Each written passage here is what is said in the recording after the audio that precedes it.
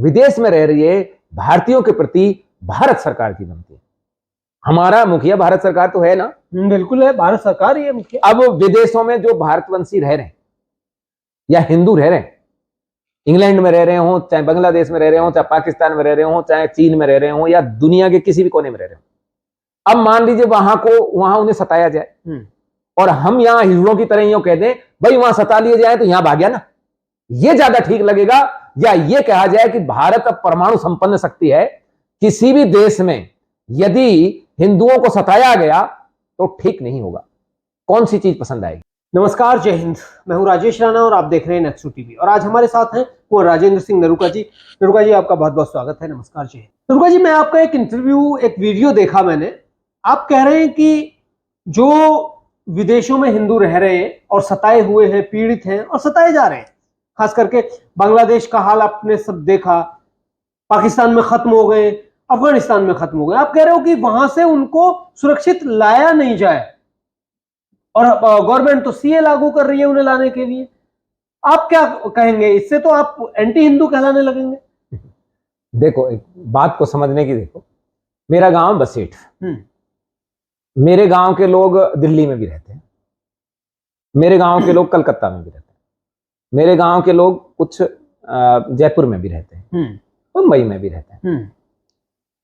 मैं तो खैर हूं नहीं, गांव का कोई ऐसा कोई प्रमुख व्यक्ति नहीं हूं, लेकिन फिर भी मान लीजिए बंबई में बसेठ गांव के लोगों को सताया जाए, परेशान किया जाए, तो मेरी जिम्मेदारी क्या है? ये कि भाई आ जाओ, सताया जा रहे हो तो घर आ जाओ, ये है? या मेरी जिम्मेदारी ये है कि बंबई में यदि मेरे एक भी गांव वाले को सताया ना तो बंबई आके ठोकूंगा सारा को, किसी ने यदि सताया तो आपको कौन सी चीज पसंद आएगी? नहीं, मैं तो चाहूंगा कि बंबई में ही उनको सुरक्षा दी जाए, क्योंकि बंबई में या कलकत्ता में या दिल्ली में या जयपुर में जो बसेठ गांव का व्यक्ति रह रहा है, उसने वहां अपना घर बनाया, बिजनेस है उसका, उसकी नौकरी पेशा है वहां, बिल्कुल वहां प्रॉपर्टी बनाई है उसने, सब कुछ। अब मान लीजिए वहां दंगा हुआ या उसको कोई परेशान कर रहा है तो आजा भाई भाग के। तो देखो, मैं हूं क्षत्रिय और मैं क्षत्रिय की तरह सोचता हूं। यदि मेरे अंदर नपुंसकता और कायरता भरी होती तो मैं ये कहता भाई तुझे वहां कोई पीटे ना तो जल्दी से बसेठ आ जाना। वही स्थिति विदेश में रह रही है भारतीयों के प्रति भारत सरकार की बनती है। हमारा मुखिया भारत सरकार तो है ना? बिल्कुल है, भारत सरकार ही है मुखिया। अब विदेशों में जो भारतवंशी रह रहे हैं या हिंदू रह रहे हैं, इंग्लैंड में रह रहे हो, चाहे बांग्लादेश में रह रहे हो, चाहे पाकिस्तान में रह रहे हो, चाहे चीन में रह रहे हो, या दुनिया के किसी भी कोने में रह रहे हो, अब मान लीजिए वहां उन्हें सताया जाए और हम यहाँ हिजड़ों की तरह यूं कह दें भाई वहां सता लिए जाए तो यहां भाग गया ना, ये ज्यादा ठीक लगेगा? या ये कहा जाए कि भारत अब परमाणु संपन्न शक्ति है, किसी भी देश में यदि हिंदुओं को सताया गया तो ठीक नहीं होगा? कौन सी चीज पसंद आएगी आपको? नहीं, हमारी सरकार तो, मेरे से कहने से तो खैर कुछ नहीं हो रहा। हमारी पसंद कौन सी आएगी ये बताओ आप। भाई मैं तो कहूंगा कि नहीं, वहीं रहना है हमें और अपना संघर्ष करना है वहीं। वो यहाँ धार्मिक यात्रा के लिए आए, यहां अपना बिजनेस करने के लिए आए, यहां अपने रिश्तेदारियों में आए, यहां घूमने आए, यहां किसी भी चीज के लिए आए, स्वागत है। पर वहां से डर के भाग के कमजोरी आ गई इसलिए भगा लाओ उनको वहां से, तो ये तो देखो उनकी बच्चों की कमजोरी नहीं है जो वहां रह रहे हैं, कमजोरी है इस देश के प्रशासन की। इतना कमजोर कि कहीं कोई पिटने लगे, अरे भागो जल्दी भागो। हमने तो, देश का गृह मंत्री कह रहे हैं कि हमने सीए इसलिए बनाया कि जब तुम पिटने लगो कहीं तो भाग आया करो यहां। क्या है ये? अरे ऐसा कानून बनाओ कि देश के बाहर कहीं भी सनातनियों के साथ अन्याय हुए तो ज्यादा से ज्यादा 4 घंटे लगे उनकी सिक्योरिटी के लिए, उनकी सरकार की गर्दन पकड़ने में। और फिर ये कोई अमेरिका, चीन, रूस, इंग्लैंड जैसे बड़े देशों की बात नहीं हो रही। चलो मान ले उनसे तो डर जाए क्योंकि इनकी हिम्मत नहीं है। ये तो उस पिद्दी से बांग्लादेश की बात है जो हमने ही पैदा किया, हमारे सैनिकों द्वारा तैयार किए गए। वहां से भी बुला जाओ, भाग जाओ, पाकिस्तान से आ जाओ, भाग जाओ। क्या ये भगोड़ा कब कब कहां से कहां तक भागेंगे हम? और फिर इसका दुष्परिणाम क्या होगा? मान लीजिए सब भाग के यहां आ गए, पूरे देश में हिंदू रहित कर दिया अपन ने, भारत रह गया हिंदू। फिर यहां से भी पिटेंगे, फिर यहां से कहां जाएंगे? फिर तो ऊपर ही जाना पड़ेगा, स्वर्ग। मतलब स्वर्गवासी होना पड़ेगा, फिर तो रहने नहीं देंगे ना। भागते वाले को सब भगाते हैं, ये तो आपने भी देखा होगा। अच्छा ही है, भागते वाले को सब भगाते हैं और एक मार देते हैं भागते हुए। हाँ, तो वो मेरा कहने का मतलब था, एंटी सनातनी एंटी हिंदू ऐसी कोई बात नहीं थी, बल्कि ये थी कि उनको वहीं पर, उनसे भी तो पूछ लो एक बार, जो विदेशों में रह रहे हैं, ये हमारी बात उन तक पहुंचे, क्या उनको वहां कोई सताए तो वो वहां से भागकर यहां आना चाहेंगे, या उनकी ये अपेक्षा है कि भारत सरकार ऐसा कदम उठाए कि वो वहीं सुरक्षित रहें और सीना तान के रहें? कौन सा कदम उन्हें पसंद आएगा? बिल्कुल, वो तो चाहेंगे भाई, जब यहां से गए हैं तो कुछ अच्छा ही के लिए। ये जो आत्मघाती कदम है कि बाहर से पिटोर यहां आ जाओ, वो ये ऐसी चीज के लिए होने चाहिए। अच्छा, अभी हमारी सरकार इतना मजबूत कदम क्यों नहीं उठा पा रही है? क्योंकि सरकार मजबूत है ही नहीं, मजबूत नहीं, मजबूर सरकार है। ये तो कहते हैं बड़े मजबूत है हम। ये शकल सूरत से मजबूत है, ये हर मोटा आदमी ताकतवर नहीं होता, ये ध्यान रखें आप। मजबूत होता है व्यक्ति दृढ़ इरादों से, अपनी संकल्प शक्ति से। इनकी संकल्प शक्ति कमजोर है, इनको भय लगता है। इनके अंदर देखो, राज कोई भी करे, किसी भी जाति का व्यक्ति करे, पर उसके अंदर छत्रुत्व तो होना चाहिए। घुटने टेकने वाली परंपरा तो नहीं होनी चाहिए ना। उसके अंदर शौर्य तो होना चाहिए, उसके अंदर ऐसी चीज तो होनी चाहिए कि संघर्ष में सरवाइव कर सके। आज बांग्लादेश की जो सिचुएशन हुई है, मैं बता रहा हूं, जो कल पैदा हुआ है ना क्षत्रिय, वो योग्य है उसको सॉल्व करने के लिए, जिसको ये सबसे ताकतवर आदमी सॉल्व नहीं कर पा रहे।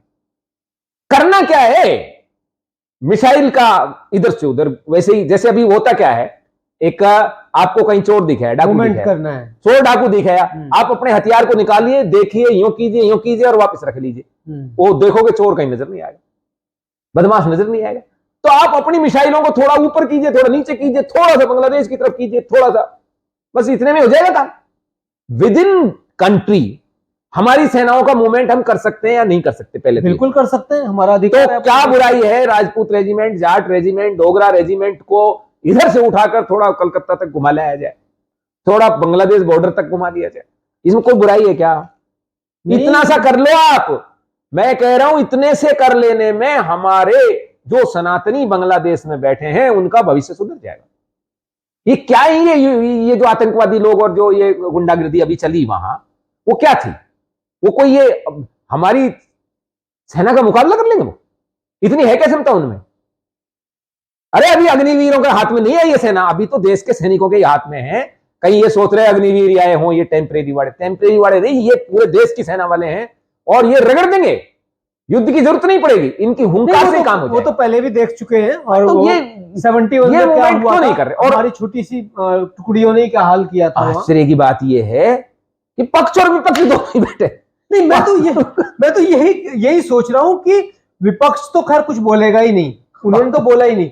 विपक्ष तो आज से पहले, जो लोग पहले सत्ता में थे इससे पहले, वो अगर कहीं सनातनियों पे देश से बाहर अत्याचार होता था तो वो बोलते तक नहीं थे। कोई इन्होंने चलो कानून तो बना दिया कि हम बुला लेते हैं, चलो नहीं, पर बुला लेने वाला तो गलत कानून है ना। बुला लेने के लिए नहीं है ये कानून, तो इस बात के लिए है कि कोई भारत में आके बिजनेस करना चाहे, धार्मिक यात्रा के लिए आए, यहाँ रहना चाहे, स्वेच्छा से शांति काल में आके रहे, बसे, नागरिकता मिल जाएगी। नहीं, वहां से बोलो पिटो और भागो, ये इसके लिए थोड़ी कानून है। ये कायरतापूर्ण कानून थोड़ी है ये। और यदि इन्होंने इस काम के लिए बनाया है तो इनसे बड़ा कायर नहीं संसार में कोई। सरकार की नपुंसकता के साथ साथ कायरता भी है ये क्या है? नहीं, ये मेरे को समझ नहीं आता है। ये तमाम जो है, अगर देखिए आज किसी भी इस्लामिक देश में अगर एक भी मुसलमान के साथ कुछ हो जाता है तो सारे मुस्लिम देश खड़े हो जाते हैं। अरे साहब, यहां बाबरी मस्जिद का जो ढांचा टूटा था, राम मंदिर का जो पुराना राम मंदिर था, उस ढांचे के तोड़ने पर सारे कंट्रियों ने, जो ओपेक वाले हैं, उन लोगों ने, सबने भारत पर प्रतिबंध लगा दिया था। क्या लेना देना था उनका यहां?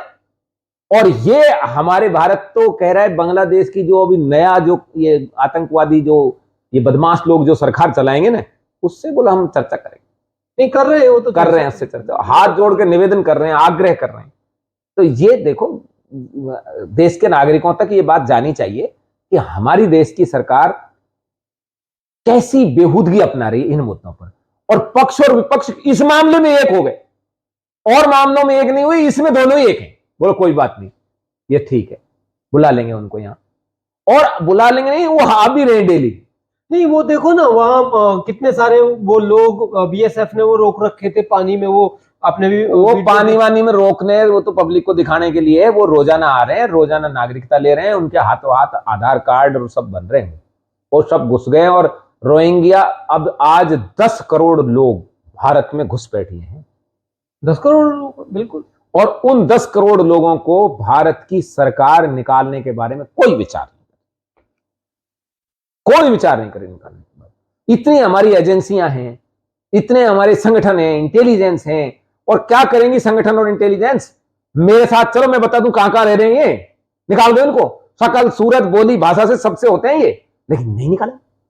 मजा आ रहा है। एक तो उनका वोट ले रहा है, एक उनको दिखाकर डराकर हिंदुओं का वोट ले रहा है। मजे वाली बात यह है कि एक तो डायरेक्ट उनका वोट ले लेता है और एक उनका भय दिखाकर हिंदुओं का वोट ले लेता है। यहां चल रहा है बांग्लादेश जैसी हालत हो जाएगी इसी सरकार को रहने दो, इस मजबूर सरकार को। नहीं बांग्लादेश, ये मैंने एक इंटरव्यू में भी कहा था, ये जो वर्तमान जो हमारी सरकार है ना, ये ऐसी बदचलन औरत की तरह होती गई है कि अपने ही हस्बैंड को कह रही है कि मैं जो कर रही हूं करने दे, नहीं तो मैं दूसरे के चली जाऊंगी, तेरी बेइज्जती होगी। मतलब तू करने दे, नहीं तो मैं दूसरे के चली जाऊंगी। ये इस तरह की। नहीं नहीं, मैंने तो खैर यहाँ भी देखा है साहब, दिल्ली में जाके मैंने खुद रिपोर्टिंग की है। आप जहां रोहिंग्या रह रहे हैं वहां किसी की हिम्मत नहीं है, आप अंदर जाकर रिपोर्टिंग कर लो। अब मुझे ये बताओ, वो दिल्ली में रोहिंग्या किसकी कमजोरी के कारण रह रहे हैं? आप दिल्ली जैसे, अब सोचिए, दिल्ली की सुरक्षा की जिम्मेदारी किसकी है? केंद्र सब सरकार कुछ की। केंद्र सरकार के हाथ में। और दिल्ली पुलिस जैसी सशक्त पुलिस है, क्या पुलिस का दोष है? कब्जा कर रखा है उन्होंने हर जगह। जाओ, ये दोष है पुलिस को सही समय पर आदेश न देने का। नहीं, दिल्ली पुलिस तो वो पुलिस है कि वो संसद पर अटैक करने वालों में कब पैदा हुए, किसके पोते थे, ढूंढ के ला दिया। जहांगीरपुरी में सड़कों से लेके पार्कों पे हर जगह। अरे साहब, हर मेट्रो स्टेशन के अगल बगल जाके देख लो आप। फरीदाबाद का मेट्रो स्टेशन है ओल्ड का, उसके बगल में देख लो। सारी जहांगीरपुरी वाले के देख लो, आस पास सारे में देख लो। इन लोगों ने ये मना रखा है कि यहां कोई क्राइम करो और मेट्रो में बैठो और भाग जाओ, पता ही नहीं चलेगा। लेकिन इस पर कोई ध्यान नहीं, अब तो वो भाग भी नहीं रहे साहब। अब वो तो उन्हीं का मालिक हो गए। इतनी ताकत हो गई है कि पुलिस उन पर हाथ तक डालने से अब तो वो भगाएंगे, भगा रहे हैं। भगाएंगे। अभी बहुत सारे जो तमाम दलित हितैषी भी बनते हैं, मैं अभी आ गया जहांगीरपुरी से, मुझे किसी का फोन आया कि वहां एक बच्ची को एक रोहिंग्या जबरदस्ती खींच के ले जाने को तैयार है, पुलिस कार्रवाई नहीं कर रही है, जबकि उन्होंने लिख के वहां के लोगों ने उनको पुलिस से लेके और गृह मंत्रालय तक को दे दिया है। वो इसलिए नहीं कर रही होगी कि बाद में ये कहेंगे देख लो ये रोहिंग्या खा जाएंगे तुमको, इसी सरकार को और रहने दो। क्योंकि प्रधानमंत्री तक ने कहा था ना, मंगलसूत्र और पता नहीं क्या क्या, वो मतलब मंगलसूत्र ही छीन ले जाएंगे, तो वो दिखाएंगे देखो अभी तो हमारे रहते रहते ही छीन रहे, तो हम ही को रहने दो। इस तरह की ये चल रही हैं इनकी चीजें। अब जो तमाम विदेश में सनातनी रह रहे हैं, अगर उन सनातनियों की रक्षा करनी है, सुरक्षा करनी है, तो हम सबको साथ खड़ा होना होगा। हमारी सरकार को भी हमें बाध्य करना पड़ेगा उनकी सुरक्षा के लिए। अगर हम एक साथ खड़े होकर बाध्य कर पाए इस सरकार को, या जो भी सरकार होगी, हालांकि ऐसा कहा जाता है कि इस सरकार में तो चलो सुनी जा रही है, मैंने खुद महसूस किया है। मैं आपको उदाहरण बताता हूं, 2012 की बात है, सऊदी अरेबिया में वहां लोग फंसे हुए थे हिंदू, और उनको कोई पूछ नहीं रहा था। जो हमारे वहां राजनयिक थे उनको मैंने खुद कॉल किया और उनकी कोई जू नहीं रेंगता था। अब कम से कम ये है कि कभी कभी सुन ली जाती है। सुषमा स्वराज जैसे एक दो विदेश मंत्री आए तो ऐसा हुआ कि लोगों की सुन ली जाती। जनरल वीके सिंह जी लाए थे सबको बार बार से, इसीलिए उनको दंड दिया है, इस बार उनको टिकट ही नहीं दिया। ये बार बार ले आता है वहां से जाके, शायद इसीलिए इस बार उनका ये पत्ता ही साफ कर दिया।